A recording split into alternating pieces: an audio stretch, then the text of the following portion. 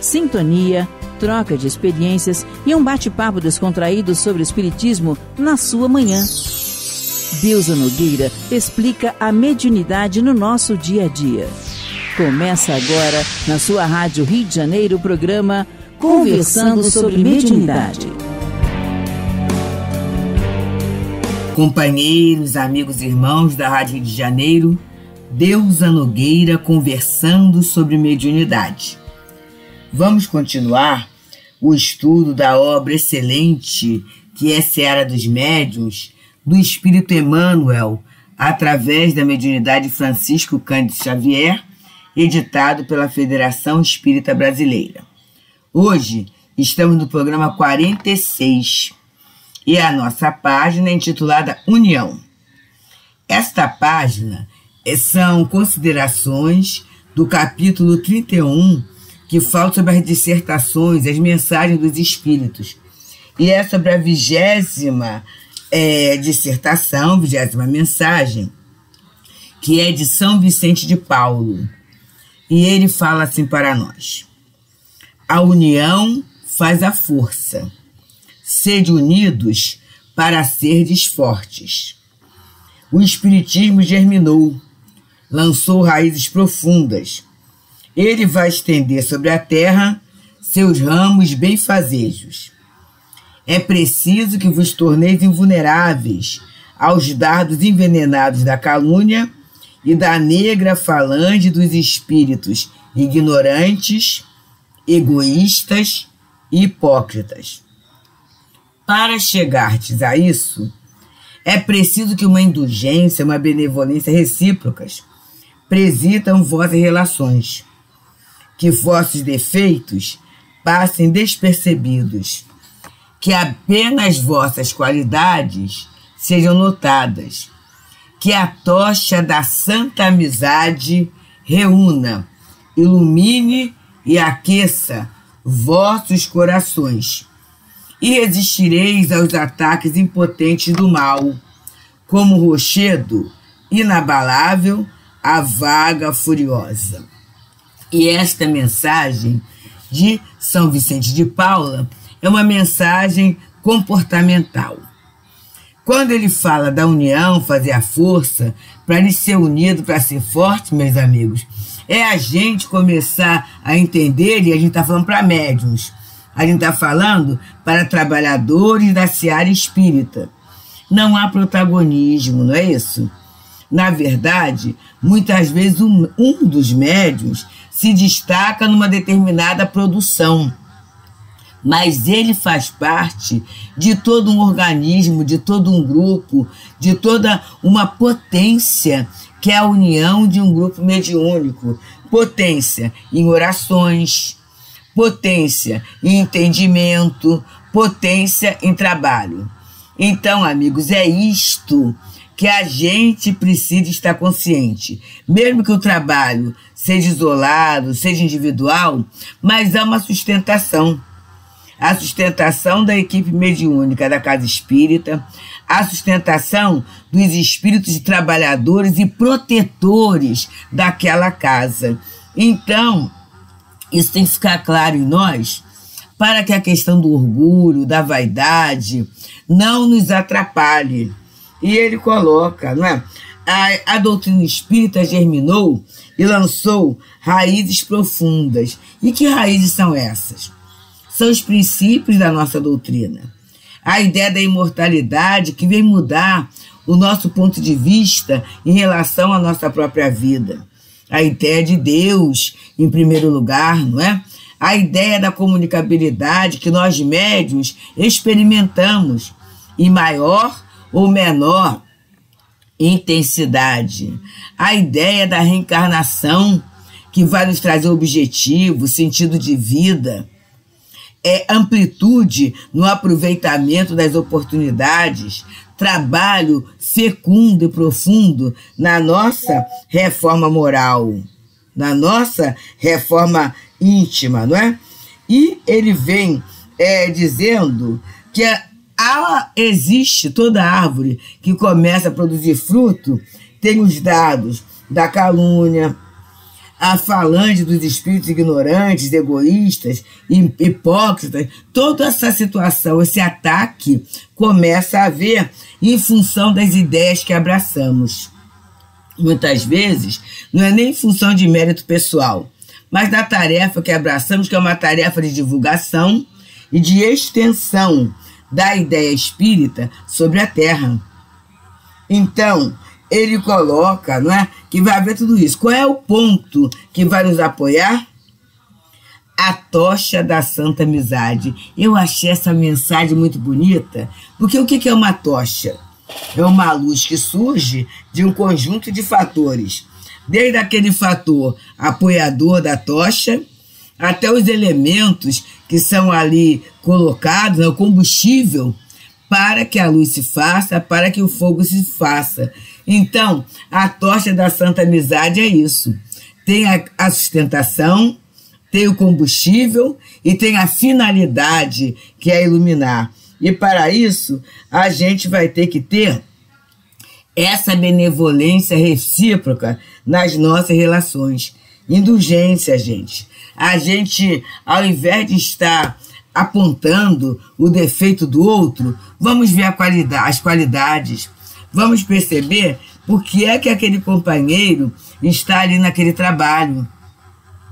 E ele é colocado sempre, né, por uma intuição, por uma direção superior. Vamos respeitar essa direção, respeitar o companheiro do trabalho e ver qual é a contribuição dele dentro daquela tarefa. E vamos valorizar. Valorizar para quê? Para a gente não se preocupar tanto com o que está dando errado, com o erro do outro, que também é o nosso, mas priorizarmos aquilo que está certo, aquilo que é útil, aquilo que é bom, aquilo que vai contribuir para o crescimento do grupo.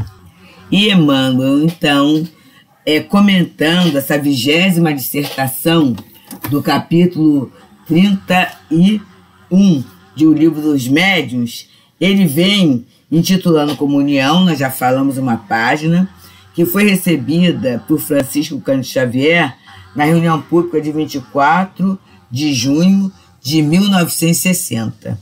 E ele começa assim: compadece-te e ajuda, a fim de que possas servir na união para o bem. Não fosse a bondade do lavrador que ampara a semente seca, não receberias na mesa o conforto do pão.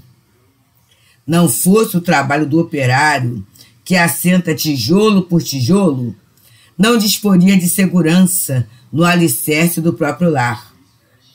Isso acontece nos elementos mais simples.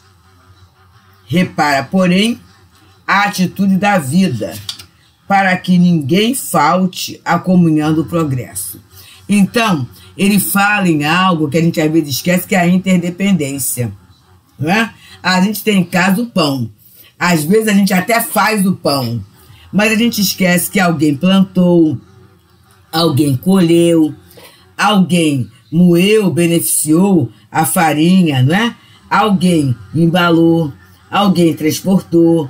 Tudo isso, gente, até chegar aquele pãozinho que eu falo assim, eu faço meu próprio pão.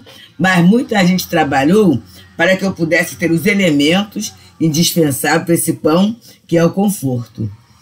A questão da casa. Eu tenho uma boa casa, ou eu tenho uma casa que eu trabalhei, eu me organizei para comprá-la, para fazê-la. Mas a gente pensou no trabalho que deu a gente, ao operário, né, que suou muito, porque mesmo no tempo frio é um trabalho desgastante, porque é um trabalho braçal, para primeiro fazer os alicerces, mexer a massa, para colocar depois tijolo por tijolo. É interessante que a gente tem as máquinas de concreto, tudo isso já existe no nosso mundo. Mas já viram que a hora de organizar é assentar tijolo com tijolo? E tem lá o prumo, né? Agora já tem o prumo eletrônico, elétrico, digital, tudo isso. Mas, de qualquer jeito, as mãos têm que trabalhar. Não faltam as mãos não são dispensáveis em qualquer edificação, na edificação material, e vamos pensar também na questão moral, não é? Mas Emmanuel começa como por um educador do mais simples para o mais complexo. E ele continua nos falando assim, né? Repara, porém, a atitude da vida para que ninguém falte à comunhão do progresso. Não condena ela o paralítico porque não ande da cadeira de rodas. Olha que coisa interessante, gente. Os recursos que a vida dá. Então, nesse momento, estamos aqui estudando sobre mediunidade, e muitos de nós podem falar assim, mas acontece que eu não posso exercer o meu mistério, eu não posso fazer minha tarefa, por quê? E aí vamos botar reticências. E a gente começa a ver tudo aquilo que falta no nosso entender, na nossa visão, para um exercício perfeito, efetivo da tarefa. Mas ele fala, nesse momento, Emmanuel nos esclarece, que se a gente olhar, sempre tem um recurso.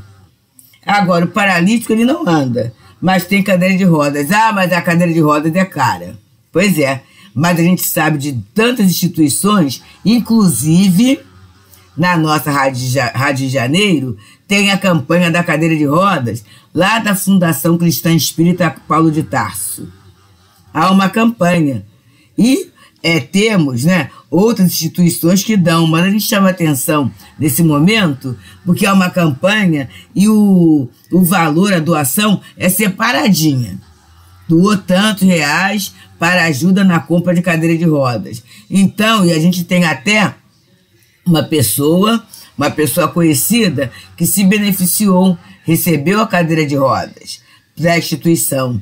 Então, observa, eu posso não ter dinheiro para comprar, não posso não ter o acesso direto, mas olha o desenvolvimento, olha a misericórdia divina inspirando outras pessoas para que eu tenha acesso àquele recurso que vai me ajudar no cumprimento das tarefas, né?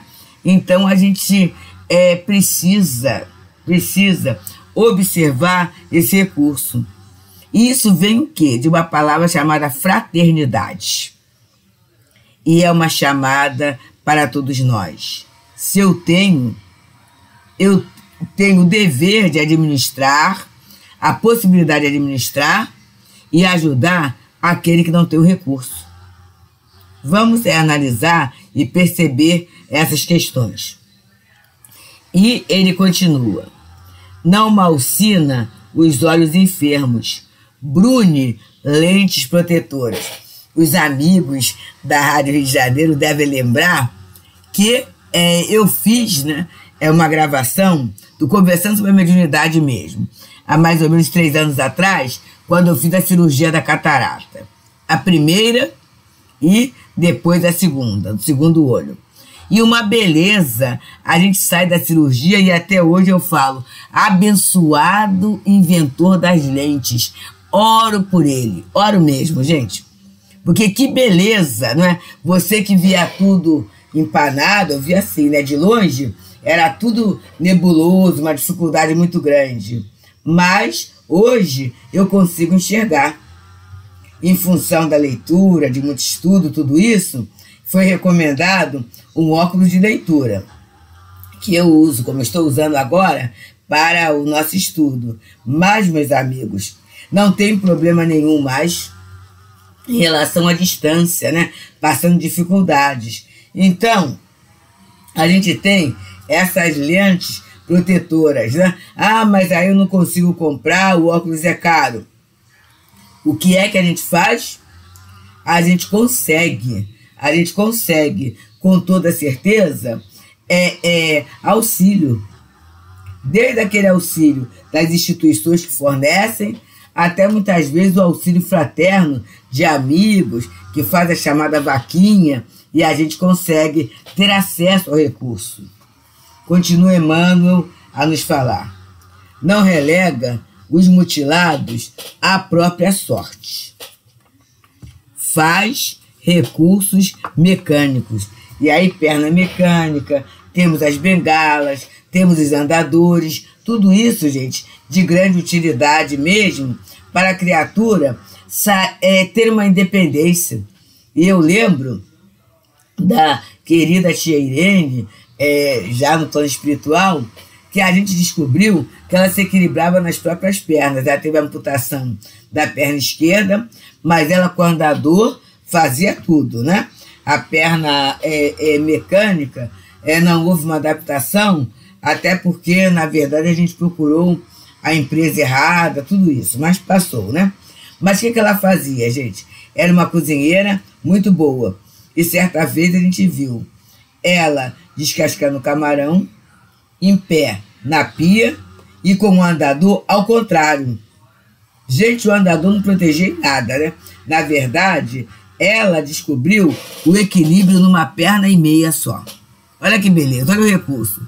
E ela sempre fazia as questões, recebia as pessoas com dignidade, sua cama sempre muito bem feita, sua casa muito bem. Isso, gente, aos 90 e tantos anos. Então, é só para a gente provar que a misericórdia divina dá recursos, desde que nós possamos buscá-los, né? Aí ele continua, Emmanuel, nessa lição, que é a lição intitulada União, do capítulo 31, a 20ª dissertação de O Livro dos Médiuns, né? E uma página recebida na reunião pública de 24 de junho de 1960. E ele continua. Não se revolta, quer dizer, a vida não se revolta contra os ignorantes que lhe torcem as diretrizes. Acende a luz da escola.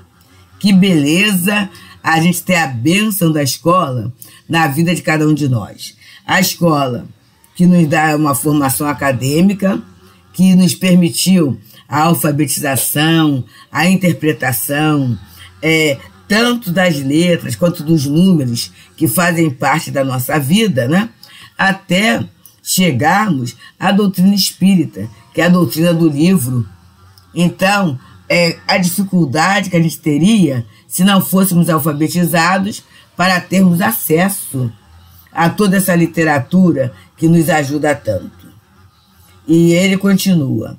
Não aniquila os loucos que lhe injuriam as leis.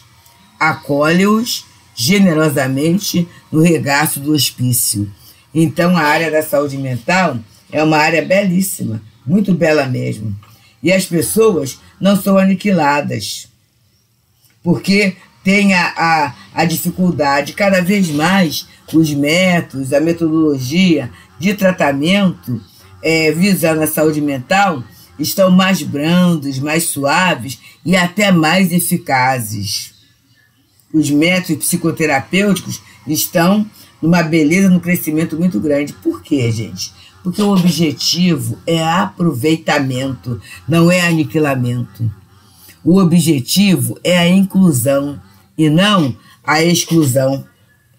E continua Emmanuel a nos falando assim: imitando o sentimento da vida, sejamos uns para os outros, quando preciso, a muleta e o remédio. E aí é a chamada para nós. Porque, na verdade, queridos, todos nós temos as nossas chagas, as nossas dificuldades, as nossas doenças morais. E muitas vezes somos sustentados de uma forma que nem percebemos. Mas aí, qual é o convite para nós? É a gente se amparar mutuamente. Porque se eu amparo o outro mutuamente, né, o outro me ampara, fica mais perto. É o meu vizinho, é o meu irmão, é quem está perto. Eu não preciso percorrer um caminho tão longo para o auxílio. Porque assim, eu ofereço o meu braço a um e o outro oferece a sua mão. Havia até um vídeo da questão de andar nos trilhos, né? Havia um vídeo das crianças. Aí um começava a andar sozinho de um lado, o outro do outro, aí era uma gincana. Aí a pessoa caía e caindo tinha que recomeçar. Mas chegou um momento que uma das crianças teve a ideia. ela oferecia o braço esquerdo a um e o outro oferecia o braço direito. E aí, um amparado nos outros, eles chegaram. E aí todo o grupo conseguiu chegar com esse amparo. É essa questão da tarefa mediúnica, da tarefa na Casa Espírita. Fazemos parte de um projeto. Sueli Caldas Schubert, a gente repete sempre muito, ela tem uma obra intitulada Dimensões Espirituais do Centro Espírita. Então, é algo lindo, né? É uma dimensão muito grande, muito grande. E a gente aprende ali, como aprende em outras obras espíritas, que a questão é primeiro no plano espiritual, depois no plano corporal. E a gente faz parte deste projeto. E aí a gente começa a pensar, né, na necessidade de amparo mesmo, desse amparo espiritual, moral, mas às vezes até do amparo material, ajudando o companheiro na sua passagem, né, dando carona. Tem muitas formas de ajudar o outro de uma forma discreta, que não vai fazer com que ninguém fique mais pobre, mas com uma eficiência muito boa. E aí ele continua a falar, Emmanuel continua nos falando. Ouvidemos os defeitos do próximo, na certeza de que todos nos encontramos sobre o malho das horas, na bigorna da experiência. Todos nós, gente, todos nós. A gente está adquirindo experiência para quê? Para sermos melhores, a experiência do bem, a experiência do progresso, a experiência da felicidade.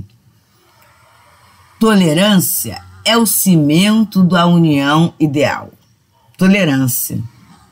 E só a união faz a força. Aí Emmanuel vem trazendo um texto belíssimo para a nossa meditação. Entretanto, a força e força reúnem-se milhões de gotas e criam a fonte. Congregam-se milhões de fagulhas e formam um incêndio. Pensa um pouco e entenderás que é sempre muito fácil ajuntar os interesses da terra e fazer a união para o bem da força. A gente sabe que para destruição, para agressividade, mas também até para qualquer crescimento de uma empresa, de um empreendimento, juntou pessoas, juntou talentos, vai ter o sucesso material, quer dizer, vai ter a consecução do objetivo material. Mas aí Emmanuel fala, mas apenas entesourando as qualidades do Cristo na própria alma, é que nos será possível, em verdade, fazer a união para a força do bem. Então, meus amigos, a tarefa espiritual, a cristã em que estamos envolvidos, ela tem um objetivo